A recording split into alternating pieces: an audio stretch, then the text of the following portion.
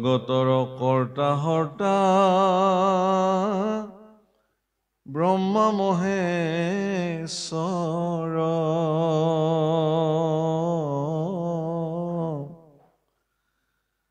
যাহাৰ অধীন দুয়ো দেৱ নিৰন্তৰ হে ৰাম হেন ভগৱন্ত কহু নীলা মহাশয়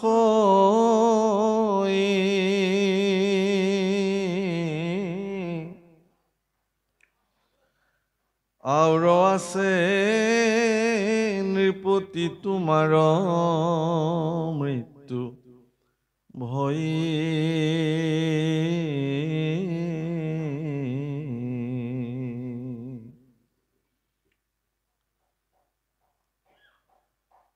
আউৰ কি মৰিবা তুমি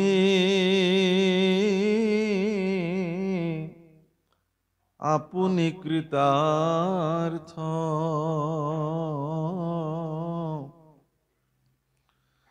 শুনিলাহা ভাগৱত কথা পৰমাৰ্থ হে ৰাম ভৈলা কোটি জন্মৰ পাতে কচইছুৰ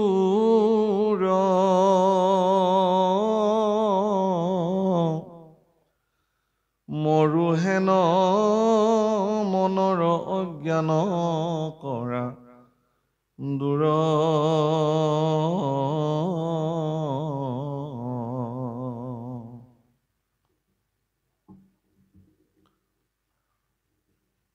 বাপসকল আইসকল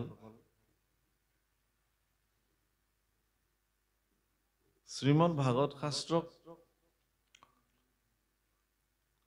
বৰিষ্ঠম সৰ্বশাস্ত্ৰাণাম এই শব্দৰে বিভূষিত কৰা হৈছে। বৰিষ্ঠম সৰ্বশাস্ত্ৰাণাম মানে পৃথিৱীত যিমান শাস্ত্ৰ আছে সকলো শাস্ত্ৰৰ ভিতৰতে ই সৰ্বশ্ৰেষ্ঠ শাস্ত্ৰ। কিহৰ কাৰণে? যে মানুহৰ মনত ভগৱন্ত বস্তুৰ প্ৰতি যি ভক্তি ভাৱনা জাগ্ৰত হ'ব লাগে, সেই ভক্তি ভাৱনাক জাগ্ৰত কৰিব পৰা ক্ষমতা শ্ৰীমদ ভাগৱত শাস্ত্ৰতে একমাত্ৰ সমাহিত হৈ আছে। প্ৰশ্ন হয়, বেদ বেদাংগ অন্য শাস্ত্ৰসমূহৰ কাম কি তেতিয়াহ'লে? বেদ বেদাংগ অন্য শাস্ত্ৰসমূহে ব্ৰহ্মতত্ত্ব, জীৱতত্ত্ব, ঈশ্বৰ তত্ত্ব এই সমস্ত তত্ত্বক নিৰ্ণয় কৰিবৰ কাৰণে সেই শাস্ত্ৰসমূহ সামৰ্থ্য হৈছে। কিন্তু মানুহৰ মনত ভক্তিক জাগ্ৰত কৰিবৰ কাৰণে ভাগৱত শাস্ত্ৰ যি ধৰণে সামৰ্থ্যশালী, অন্য শাস্ত্ৰ তেনেধৰণে সামৰ্থ্যশালী নহয়। ইয়াৰ মূল কাৰণ এইটোৱেই যে শ্ৰীমদ ভাগৱত শাস্ত্ৰত ভজন তত্ত্ব সন্নিৱিষ্ট হৈ আছে। মানে ভগৱন্ত পুৰুষক কি ধৰণে ভজিব পৰা যায়, ভগৱানক কি ধৰণে ভজনা কৰিলে জীৱৰ প্ৰতি ভগৱান সৰ্বতো সন্তুষ্টি হয়, সেই কথা ভাগৱত শাস্ত্ৰত সন্নিৱিষ্ট হৈ আছে। আৰু ভগৱানক ভজিবৰ কাৰণে অত্যন্ত সহজ সৰল ব্যৱস্থাসমূহ ভাগৱত শাস্ত্ৰৰ দ্বাৰা নিৰ্ণীত কৰা হৈছে। দশ প্ৰচেতকক যি উপদেশ প্ৰদান কৰা হৈছে ভাগৱতৰ মাধ্যমেৰে, তাত কৈছে যে দয়ায়া সৰ্বভূতেষু দয়াৰ দ্বাৰা, দয়ায়া তৃতীয় বিভক্তি যুক্ত কৰিছে, সেইকাৰণে দয়াৰ লগত দয়ায়া হৈছে। দয়াৰ দৃষ্টিৰে সমস্ত জীৱৰ প্ৰতি যিসকলে কৰোণা কৰে, এইটো এক নম্বৰতে ভগৱানক সন্তুষ্টি কৰাৰ ব্যৱস্থা।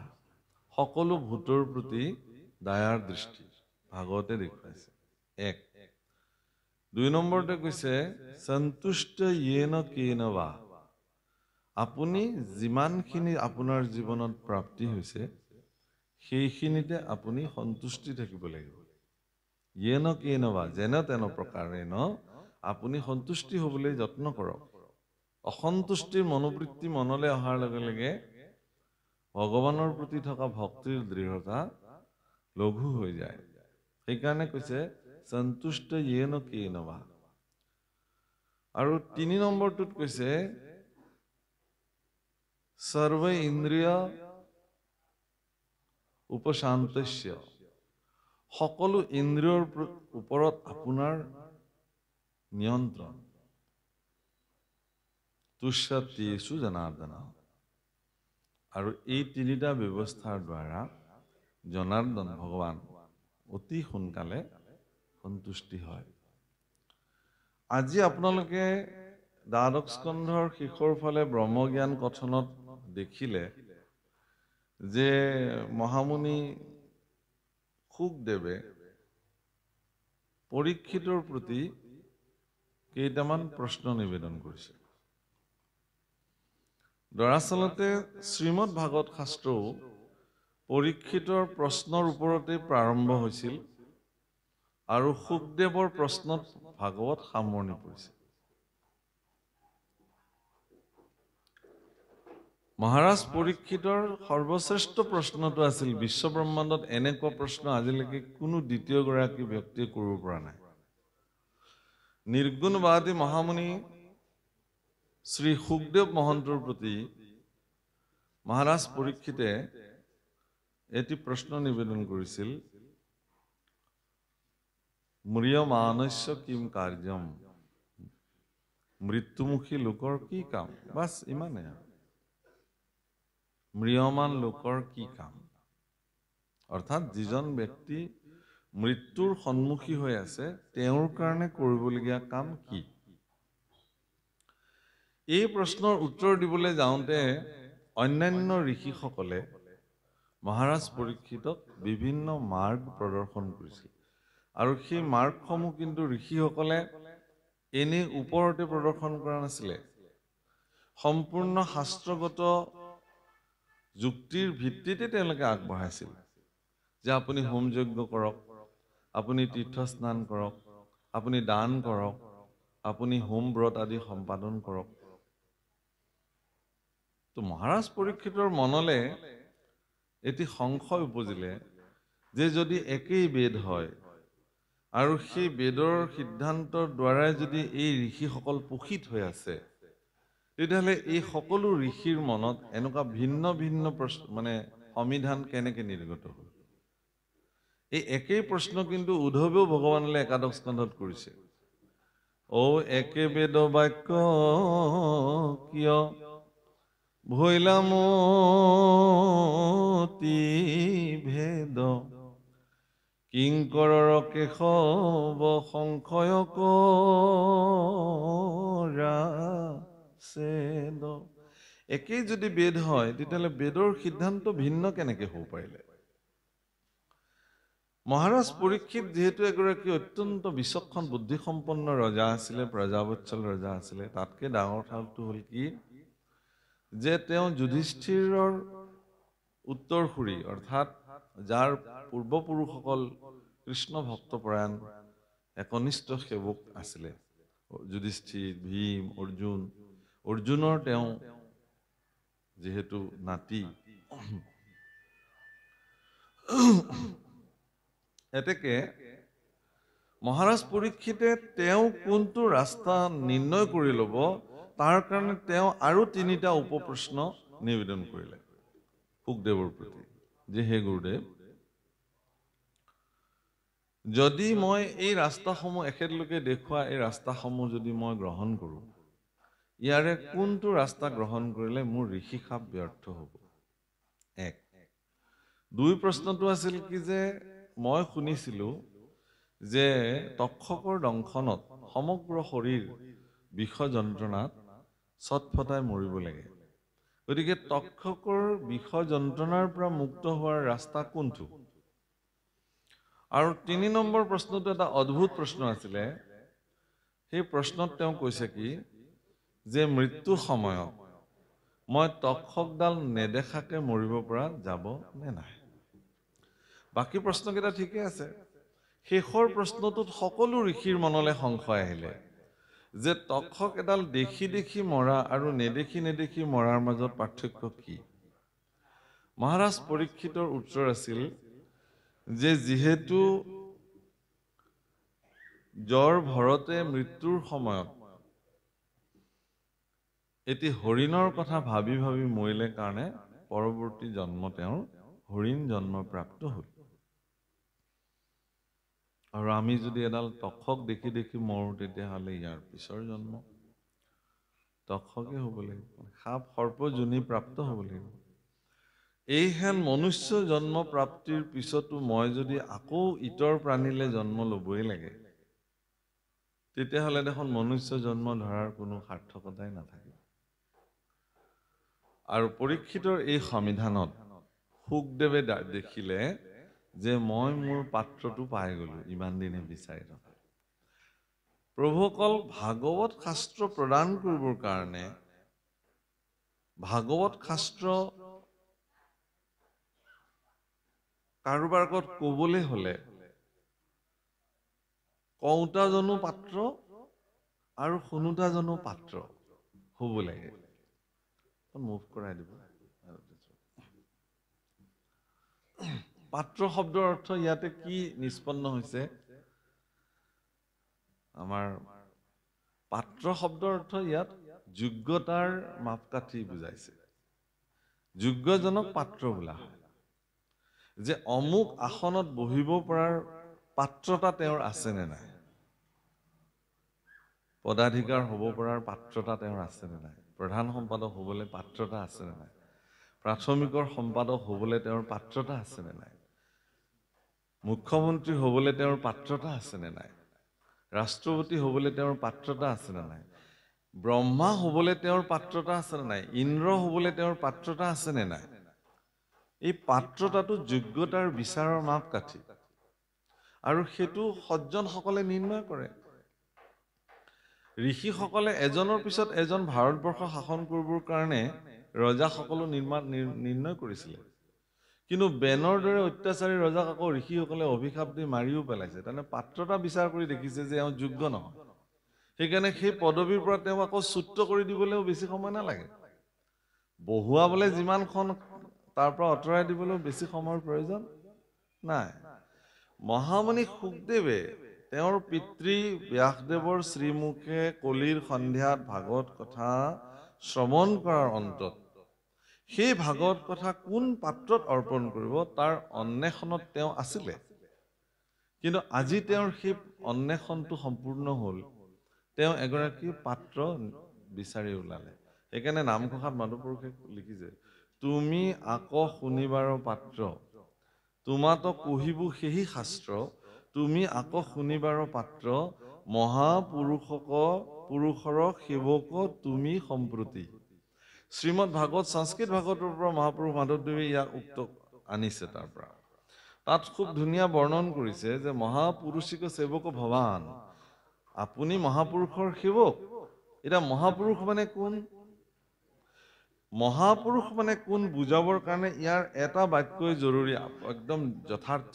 আজি যিটো ওলাইছে কি, জগতৰে কৰ্তা হৰ্তা ব্ৰহ্মা মহেশ্বৰ, যাহাৰো অধীন দুই দেৱ নিৰন্তৰ। সমগ্ৰ বিশ্ব ব্ৰহ্মাণ্ডত হৰ্তা আৰু কৰ্তা দুজন দেৱতা আছে, এজনক ব্ৰহ্মা বোলে, আনজন শিৱ হৰ। এই দুজনো যিজন দেৱতাৰ অধীনত থাকি কাম কৰে তেওঁই একমাত্ৰ মহাপুৰুষ বিশ্ব ব্ৰহ্মাণ্ডৰ। বাকীবিলাক পুৰুষ নহয়েই, সকলো প্ৰকৃতি মায়াৰ অধীনত। ব্ৰহ্মা আদি কৰি জীৱজত মায়া সজ্জা মাজে আছয় ভূমতি, সকলো মায়াৰ অধীনত আছে। গতিকে মহাৰাজ পৰীক্ষিতৰ এই প্ৰশ্নসমূহৰ উত্তৰ মহামুনি শুকদেৱে দিবলৈ যাওঁতে শুকদেৱে কি বুলি ক'লে? একে আখাৰে ক'লে যে তুমি শ্ৰৱণ কীৰ্তন কৰিব লাগিব ভাগৱত কথাৰ। বোলে হ'ব এইখিনিয়ে? বোলে অ এইখিনিয়ে। কিয় কৰিব লাগিব মই শ্ৰৱণ কীৰ্তন? যে তুমি কলিৰ যুগৰ প্ৰথম গৰাকী শাসক ৰজা, যুগ ধৰ্ম অনুযায়ী যিহেতু কলিৰ যুগত শ্ৰৱণ কীৰ্তনকে শ্ৰেষ্ঠত্ব দিয়া হৈছে, এতেকে তুমি কলিৰ যুগৰ প্ৰথম গৰাকী ৰজা হিচাপে তুমি শ্ৰৱণ কীৰ্তনে সম্পাদিত কৰিব লাগিব। গুৰুদেৱ শ্ৰৱণ কীৰ্তন কৰিলে মোৰ ঋষি খাপটো ব্যৰ্থ হ'বনে নাই? আকৌ এটা প্ৰশ্ন। নহয়, ব্ৰহ্ম ঋষিৰ শ্ৰীমুখে ওলোৱা বাণী আজিলৈকে নিষ্ফল হোৱা নাই, এভাগো নহয়। তেতিয়াহ'লে বিষয় যন্ত্ৰণা বোলে তক্ষকে যদি তোমাক দংশন কৰে তুমি বিষয় যন্ত্ৰণা পাবা, আৰু যদি তোমাৰ শৰীৰটোক দংশন কৰে তেতিয়াহ'লে তুমি এই বিষয় যন্ত্ৰণা নোপোৱা। তক্ষকডাল নেদেখাকে মৰিব পৰা যাব নাই? যদি তক্ষকে তোমাৰ শৰীৰটোক দংশন কৰাৰ আগতেই তুমি যদি তোমাৰ শৰীৰৰ পৰা তুমি তোমাক পৃথক কৰিব পাৰা, তেতিয়াহ'লেতো দেখাৰ প্ৰশ্নই নাই। তাৰমানে গুৰুদেৱ মই বেলেগ আৰু মোৰ শৰীৰটো বেলেগ নেকি? তুমি বেলেগ, তোমাৰ শৰীৰটো বেলেগ। এই যে তুমি বেলেগ, তোমাৰ শৰীৰ বেলেগ, এই তত্ত্বটো ভেদ কৰিবৰ কাৰণে প্ৰথম স্কন্ধৰ পৰা দ্বাদশ পৰ্যন্তে কহিলা ৰাজাত মহা মুনীন্দ্ৰ মহন্তে সমগ্ৰ ভাগৱত শাস্ত্ৰত এটা তত্ত্বই নিৰূপণ হৈছে, সেইটো হ'ল কি যে মই বেলেগ, মোৰ শৰীৰটো বেলেগ। এই তত্ত্বভেদ যিদিনাখন এটা জীৱৰ জীৱনত সম্পাদিত হয়, এই তত্ত্বভেদ যিদিনাখন এজন জীৱনত প্ৰাপ্তি হয়, সিদিনাখন তেওঁ সমগ্ৰ জগতৰ হৰ্তা কৰ্তা ব্ৰহ্ম মহেশ্বৰ, যাৰ অধীনত পৰম ঈশ্বৰ পৰম পুৰুষ ভগৱান শ্ৰী নাৰায়ণ শ্ৰীকৃষ্ণ, যাক যি বুলি কয় আপুনি গোবিন্দ, যি নামেৰে নামাত কিয়, তেওঁৰ ব্যতিৰেকে কোনো চৈতন্য নহয় জগতত, সকলো জড়। তেওঁৱে সমস্ত জগত পৰিচালিত কৰিছে, যাৰ অধীন হৈ আমি তেওঁৰ চৰণত কায় বাক্য মনে সমৰ্পিত হৈ জীৱন অতিবাহিত কৰিব লাগে। এই কথাটোক তেওঁ সিদিনাখন বুজিব, উপলব্ধি কৰিব। আৰু আজি কিন্তু তাৰেই ব্যৱস্থা একদম শেষত প্ৰভুসকল ভাগৱত প্ৰাৰম্ভণিতে সংস্কৃত শ্লোক 3 জনা আনিছে, আমাৰ অসমীয়া ভাগৱতলৈও তাক সন্নিৱিষ্ট কৰিছে। তাত মানে বৰ ধুনীয়াকে কৈছে শেষৰ ফালে 3 নম্বৰ শ্লোকৰ শেষত, নিগম কল্পতৰুৰ গলিতম ফলম সুক মুখত দ্ৰৱ সংযুক্তম পিবত ভাগৱতম ৰসম আলয়ম মুহুৰুহু ৰসিকা ভুবিভাৱকা। যে সুক মানে আচলতে ভাটৌ চৰাই, সংস্কৃতত সুকহ ভাটৌ চৰাই। ইয়াত কিন্তু সুক ব্যাসদেৱৰ পুত্ৰ, ব্যাসনন্দন মহামুনি সুক কৈছে যে সুক চৰায়ে বৃক্ষৰ আটাইতকৈ ৰসযুক্ত আৰু সোৱাদৰ যিটো মিঠা ফল তাতেহে মুখ থয়, বাকী ফলত মুখ নিদিয়ে। সেইকাৰণে বহুত মানুহে কথাটো উল্টাকে কয় যে ভাটৌ চৰাই কামুৰি এক কামোৰ মৰাৰ লগে লগে ফলটো সৰি পৰে, একদম পৰিপক্ক ফলটোতহে তেওঁ খায়। আৰু তেতিয়া মানুহে ভাটৌ চৰাই পেলাই দিয়া ফলটো খাই পেলাই কয় যে এইটো ভাটৌ চৰাইৰ মুখত এনেকুৱা অমৃত থাকে, তেওঁ যিটো ফলতে মুখ দিয়ে সেই ফলটো মিঠা হৈ যায়। দৰাচলতে সেইটো নহয়, ভাটৌ চৰাইৰ মুখত অমৃত নাই। ভাটৌ চৰায়ে নিৰ্ণয় কৰিব জানে কোনটো ফলত মিঠা আছে। সমস্ত হেজাৰ হেজাৰ ঋষিসকলৰ মাজত নিৰ্গুণবাদী মহামুনি শুকদেৱে নিৰ্ণয় কৰিব জানিছিল যে কোন ভাগ শাস্ত্ৰ আটাইতকৈ ৰসযুক্ত। সেইকাৰণে তেওঁ নিৰ্ণয় কৰি উলিয়ালে যে ভাগৱত শাস্ত্ৰই একমাত্ৰ শাস্ত্ৰ য'ত ভগৱন্ত পুৰুষৰ ওচৰত কেনেকে জীৱ এটা সমৰ্পিত হ'ব লাগে, কেনেকে কায় বাক্য মন স্থিৰ কৰি ভগৱন্ত দুখানি অভয় চৰণত নিজকে সমৰ্পিত কৰি শৰণাপন্ন হৈ জীৱন ধন্য কৰিব লাগে, এই কথা এই শাস্ত্ৰতে কেৱল মাত্ৰ নিৰ্ণিত হৈ আছে কাৰণে তেওঁ ভাগৱততহে মুখ থলে। সেইকাৰণে আপোনালোকে আমাৰ নামঘোষাটো মহাপুৰুষে ইয়াৰ অনুবাদ কৰিছে, মাধৱ পুৰুষে কি বুলি কৈছে যে সকলো নিগম কল্পতৰু তাৰ অবিনাশী ফল মহাভাগৱত। বহুতে ক'ব খোজে যে শেষৰ পদত কিন্তু কি বুলি ক'লে, পৰম সন্তোষে পিয়ুক ৰসমৃত, ফলমৃত নহয়, তাৰমানে ৰসে পান কৰে, কিন্তু আগত ফল শব্দ ব্যৱহাৰ কৰিলে। তাৰ মানে সংস্কৃত মূল শ্লোকতো তেনেকৈ আছে বহুতে আকৌ এনেকৈ গায় যে এইটো ফল অমৃত বুলি গায় আচলতে পিছৰ লাইনটো ফল অমৃত হ'ব নোৱাৰে এইটো ৰস অমৃতে হ'ব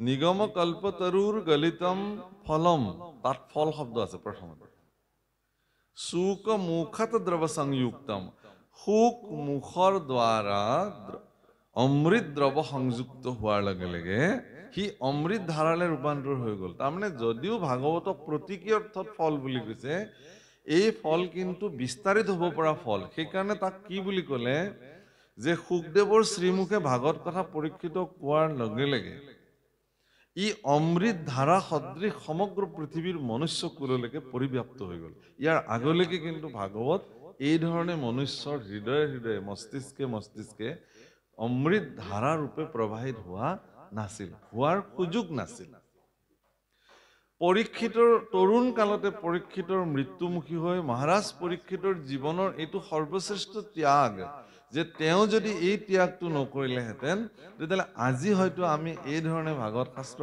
পালোহেঁতেন নে নাই এইটো সন্দেহৰ আৱৰ্ত যি কি নহওক নিগম কল্পতৰুৰ গলিতম ফলম সুক মুখত দ্ৰৱ সংযুক্তম সুক মুখৰ দ্বাৰা দ্ৰৱ সংযুক্ত হোৱাৰ লগে লগে কি হৈছে পিবত ভাগৱতম ৰসম আলয়ম এইবাৰ কিন্তু ৰসৰ আলয় বুলি ক'লে আলয়ম আলয়ম মানে গৃহ ঘৰ ৰসৰ ৰহ ঘৰা ভাগৱত ক'বলৈ গ'লে ৰহ ঘৰা অমৃতৰ ৰহ ঘৰা ইয়াত কি নাই বুলি কৈছে কোনো সিঠাও নাই ছালো নাই গুটিও নাই কেৱল পান কৰিব লাগে আৰু পান কৰিব লাগে নিশ্চিত মনেৰে সেইকাৰণে যিহেতু মহাৰাজ পৰীক্ষিতে এই প্ৰশ্নসমূহৰ দ্বাৰা ভাগৱত শাস্ত্ৰ নিৰূপণ কৰিলে বা ভাগৱত শাস্ত্ৰ শুনাৰ কাৰণে তেওঁ নিজক প্ৰস্তুত কৰিলে ভাগৱত শাস্ত্ৰ পৰীক্ষিতে বিচৰা ধৰণৰ উত্তৰসমূহ প্ৰদান কৰাৰ অন্তত সুখদেৱে মহাৰাজ পৰীক্ষিতলৈ প্ৰশ্ন কৰিছে কি কৰিছে যে তুমি হেন ভগৱন্তক শুনিলা মহাশয় মন কৰিব মহাপুৰুষৰ বাক্যৰ ইমান জোৰদাৰ গুৰুজনাৰ বাক্যৰ শব্দৰ গাঁথনিৰ ইমান শক্তিশালী প্ৰভাৱ যে ইয়াত ভাগৱত শুনা শব্দ ব্যৱহাৰ কৰা নাই কিন্তু যে হে পৰীক্ষিত তুমিতো ভাগৱত শুনিলা বুলি কোৱা নাই হেন ভগৱন্তক শুনিলা মহাশয় অৰ্থাৎ ভাগৱত শাস্ত্ৰই যে স্বয়ং ভগৱান এই কথাটো এটা বাক্যত নিৰূপণ কৰি দেখুৱাইছে তুমি ভাগৱত শুনিলা এই বুলি কোৱা নাই তুমি ভগৱন্তক শুনিলা কোনজনা ভগৱন্তৰ কথা শুনিলা যিজন ভগৱন্ত ব্ৰহ্মাদি দেৱতা সকলকো নিয়ন্ত্ৰিত কৰে সেইজনা ভগৱন্তক তুমি শুনিলা আৰু আছে নৃপতি তোমাৰো মৃত্যু ভয় ইয়াৰ পিছতো আৰু তোমাৰ মৃত্যু ভয় আছেই নে আচলতে এই প্ৰশ্নটো মহাৰাজ পৰীক্ষিতলৈ সুধিছে নে ইয়াৰ অন্য তাৎপৰ্য দেখুৱাব খুজিছে ইয়াৰ অন্য যিটো আচল তাৎপৰ্য সেইটো হ'ল কি যে একান্ত চিত্তে ভাগৱত শ্ৰৱণ কৰাৰ পিছত কোনো ব্যক্তিৰ মৃত্যু ভয় থাকিবই নোৱাৰে মৃত্যুলে তেওঁ আৰু ভয় কৰিব নোৱাৰে এতিয়া আপোনালোকে মোক সুধিব পাৰে যে মৃত্যুলে ভয় কৰা আৰু নকৰাৰ মাজত পাৰ্থক্য কি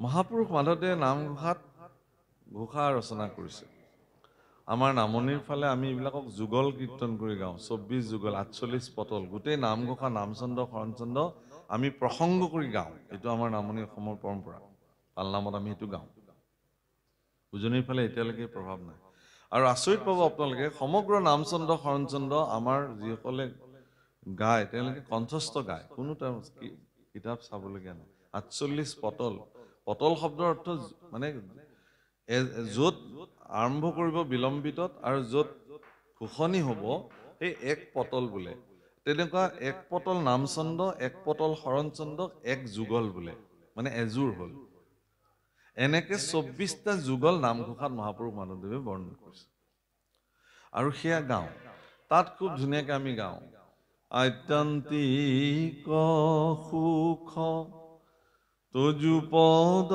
সেৱা হৰি হৰি হৰি হৰিয়ে সেৱা পৰি হৰি শিশুষে ভৈলো বঞ্চিত। সমগ্ৰ ভাগৱত শাস্ত্ৰত আত্যন্তিক সুখৰ সন্দৰ্ভত বৰ্ণন হৈছে খুব কৌশলগতভাৱে, একদম প্ৰথম স্কন্ধৰ পৰা আপুনি মন কৰিলে পাব। কিন্তু তথাপিও মানুহৰ মানসপটত আত্যন্তিক সুখ সম্পৰ্কে জাগ্ৰত কৰিবৰ কাৰণে নিমি নৱসিদ্ধ সংবাদ বুলি মহাপুৰুষে যি মানে পদ ভাগিলে, তাত মহাৰাজ নিমিয়ে 9 গৰাকী সিদ্ধ পুৰুষলৈকে কৰা প্ৰশ্নসমূহৰ প্ৰথমটো প্ৰশ্নই আছিল যে আত্যন্তিক সুখ কি? এটা আত্যন্তিক সুখৰ উত্তৰ দিবলৈ যাওঁতে কবি নামৰ সিদ্ধগৰাকীয়ে মহাৰাজ নিমিক উত্তৰ দি কৈছে কি বুলি, যে ভয়হীন হৃদয়ৰ গৰাকীজনে আত্যন্তিক সুখৰ গৰাকী, যাৰ হৃদয়ত কিঞ্চিত মানুহ ভয় নাই। এতিয়া তাৰ পৰৱৰ্তী সময়ত ইয়াৰ ভেটিত ব্যাখ্যা হৈছে নৱসিদ্ধ সংবাদ, নিমি নৱসিদ্ধ সংবাদ। প্ৰত্যেকটো 9টা প্ৰশ্নতে আত্যন্তিক সুখৰ ভেটিত 9টা প্ৰশ্ন বৰ্ণন হৈছে প্ৰভুসকল, খুব মন কৰিলে পাব। তাত বৰ্ণন কৰি কৈছে কি বুলি, যে ঈশ্বৰ কৃষ্ণৰ চৰণ যুগল বিৰল চৰণ, আৰু এই বিৰল চৰণৰ অন্যতম নাম হ'ল অভয় চৰণ। অভয় চৰণত যিসকলে আত্মসমৰ্পিত হয় তেওঁৰ জীৱনত কোনো ধৰণৰ ভয়ে ক্ৰীড়াশীল হৈ উঠিব নোৱাৰে। এতিয়া আপুনি নিজক সুধিব যে আপোনাৰ মনত সকলো প্ৰকাৰৰ ভয়ৰ পৰা আপুনি পৰিত্ৰাণ পাইছে নে নাই? যদি আপুনি সকলো প্ৰকাৰৰ ভয়ৰ পৰা পৰিত্ৰাণ পাইছে, তেতিয়াহ'লে আপোনাৰ অভয় চৰণত শৰণাপন্ন হোৱাটো সঠিক হৈছে। যদি হোৱা নাই, তেতিয়াহ'লে সি সঠিক হোৱা নাই। নিৰ্ণয় নিজে কৰিব পাৰিব, আপুনি আনে কৰিব নোৱাৰে। আপুনি ভকত হৈছে নে নাই কাকো অথৰাইজ চাৰ্টিফিকেট দিবলৈ কাকো কৰ্তৃপক্ষক নিৰ্ণয় কৰা নাই ভগৱানে আজিলৈকে।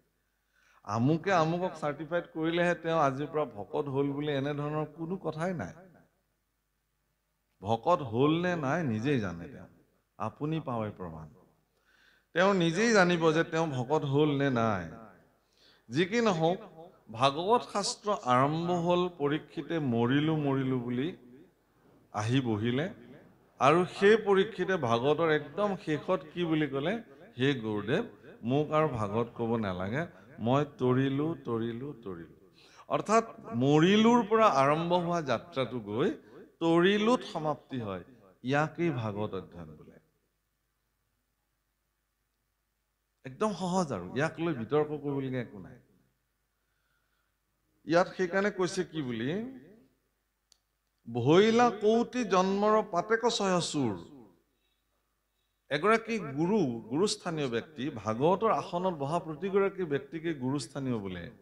ভাগৱতৰ আসনত সকলো ব্যক্তিকে সেইকাৰণে বহিবলৈ দিয়া নাযায়। ভাগৱতত বহাৰ লগে লগে তেওঁ কৃষ্ণ সন্মুখী হৈ গ'ল। কৃষ্ণ সন্মুখী হোৱা ব্যক্তিৰ 2টা গুণেৰে সন্নিবিষ্ট হ'ব লাগিব, শাস্ত্ৰতে নিৰূপণ কৰিছে একাদশত। তেওঁ ভকতো হ'ব লাগিব আৰু পণ্ডিতো হ'ব লাগিব। পণ্ডিতো হ'ব লাগিব, ভকতো হ'ব লাগিব। বোলে তেওঁ অকল পণ্ডিত ভকত নহয়, তেওঁ সেইখন আসনত বহিব নোৱাৰে। বোলে তেওঁ অকল ভকত পণ্ডিত নহয়, তেতিয়াহ'লে তেওঁ সেইখন আসনত বহিব নোৱাৰে। কিয়? যে ভক্তি কৰিলে তেওঁ ভকত হ'বই লাগিব, ভক্তি ভাৱনা থাকিবই লাগিব। 2 নম্বৰতে তেওঁৰ সন্মুখত উপদেশী আসনৰ সন্মুখত বহি থকা সকলৰ সংশয় ছেট কৰিব পাৰিব লাগিব। এই গুণেৰে তেওঁ সমন্বিত হ'ব লাগিব। সেইকাৰণে সুখদেৱ ব্যাসনন্দন সুখদেৱ এই 2টা গুণেৰে পৰিপূৰ্ণ আছিল। তেওঁ পণ্ডিতো আছিল, তেওঁ একনিষ্ঠ ঈশ্বৰৰ সেৱক ভক্তিও আছিল। গতিকে তেওঁ ভক্ত আৰু পণ্ডিত দুয়োগৰাকী থকাৰ কাৰণে পৰীক্ষিতৰ নিচিনা এগৰাকী বিচক্ষণ পুৰুষ তেওঁৰ সন্মুখত বিদ্যমান হৈ থকাৰ পিছত মহাৰাজ পৰীক্ষিতৰ এক সংশয় তেওঁ ভাগৱতৰ মাধ্যমেৰে নিৰ্ণয় কৰি তেওঁক সিদ্ধান্ত দিব পাৰিছিল, পৰিচ্ছেদ দিব পাৰিছিল। আৰু সেইকাৰণে এবাৰ ভাগৱত শ্ৰৱণ কৰাৰ পিছতেই পৰীক্ষিত সন্তুষ্টি হৈ গ'ল, মোক আৰু প্ৰয়োজন নাই। কাৰণ গুৰুদেৱ সুখদেৱে তেওঁক প্ৰশ্ন কৰিছিল শেষত, যে হে পৰীক্ষিত, যদি তুমি ভাবা তেতিয়াহ'লে মই আকৌ 7 দিন তোমাক ভাগৱত কথা ক'ব পাৰোঁ। পৰীক্ষিতৰ ঠাইত আমাৰ নিচিনা বুদ্ধিৰ মনুষ্য হোৱাহেঁতেন আমিতো ক'লোহেঁতেন, প্ৰভু আকৌ 7 দিন ক'লে ভাল হয়। কাৰণ কেলে আকৌ 7 দিন খোৱা মানে তেওঁৰ তক্ষকৰ অভিশাপটো কিন্তু তেওঁৰ নাইকিয়া হৈ যাব। কাৰণ সুখদেৱৰ শ্ৰীমুখে অমৃত কথা ভাগৱত শুনাৰ লগে লগে যেতিয়ালৈকে শুনি থাকিব তেতিয়ালৈকে পৰীক্ষিতক তক্ষকে দংশন কৰিব নোৱাৰে। কিহৰ কাৰণে? যে যি মুহূৰ্ততে পৰীক্ষিতক ভাগৱত কথা ক'বৰ কাৰণে সুখদেৱ প্ৰস্তুত হৈছিলে, সেই মুহূৰ্ততে ইন্দ্ৰ প্ৰমুখ্যে কেইবাগৰাকী দেৱতা আহি অমৃত কুম্ভ হাতত লৈ সুখদেৱৰ ওচৰত আহি থিয় হ'ল। দেৱতাসকলক দেখাৰ লগে লগে সুখদেৱে জানিলে যে এই দেৱতাসকলটো আৰু এনেই এখোজো নিদিয়ে। বিনা স্বাৰ্থত দেৱতাসকলে এখোজো নিদিয়ে। কিয় বা আহিলে? কিয় আহিলা তোমালোক? বোলে গুৰুদেৱ আমি এয়া অমৃত লৈ আহিছো স্বৰ্গৰ পৰা পৰীক্ষিতৰ কাৰণে। কেলে?